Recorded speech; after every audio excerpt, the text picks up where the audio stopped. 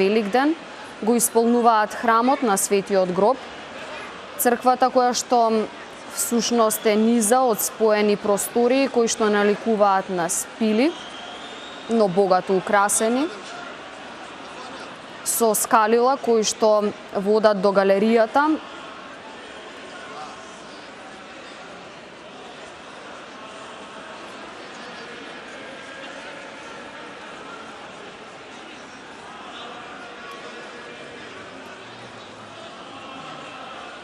Огнот инаку се појавил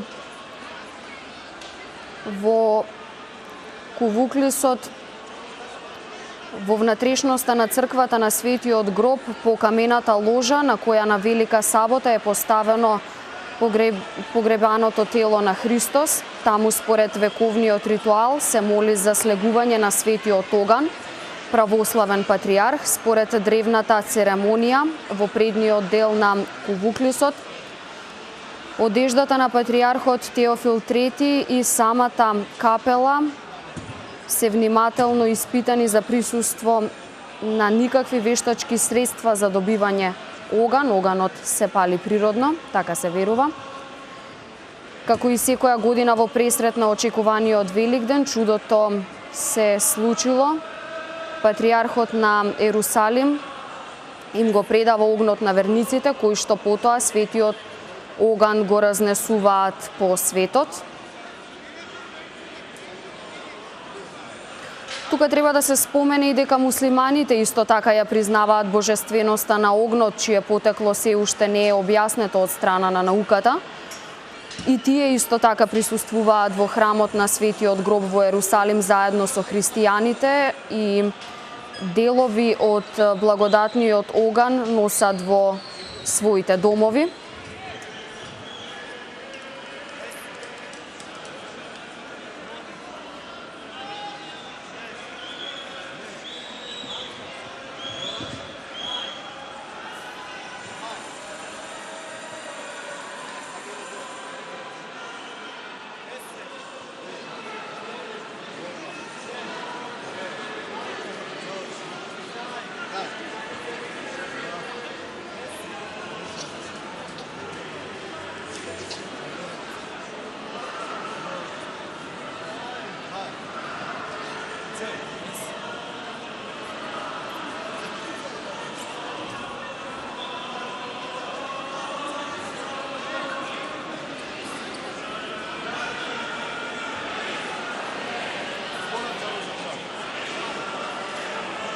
Со слика сме во живо во Ерусалим.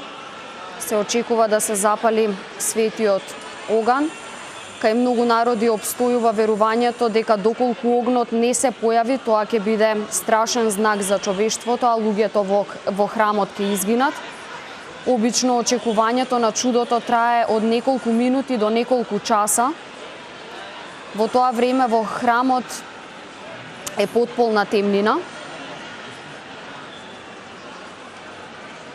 Како што можеме да видиме, верниците држат во раце незапалени големи празнични свеќи.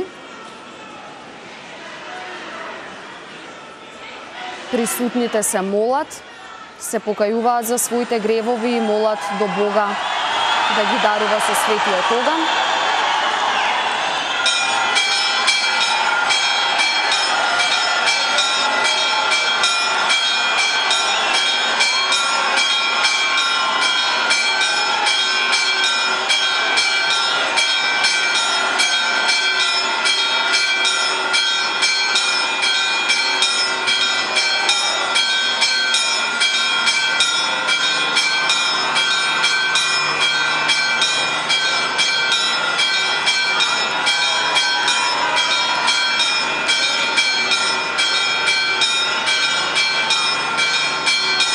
Можеме да забележиме дека параклисот се појавува со благодатниот оган, што е проследено со радосни извици на верниците.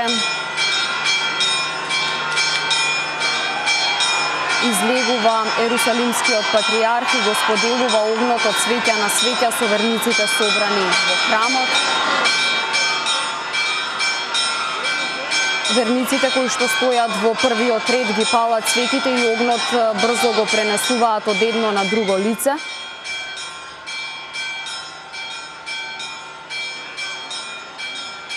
Понекогаш, како што тврдат очевидци, фенерите и свеките се палат сами од себе во рацете на верниците.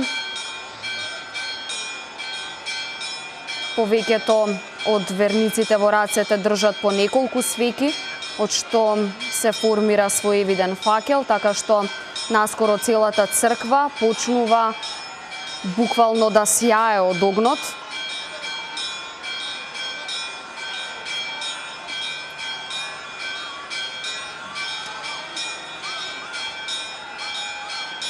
И тука има нешто што треба да се спомене, а тоа е дека во прво време огнот има неверојатно својство и не предизвикува изгореници.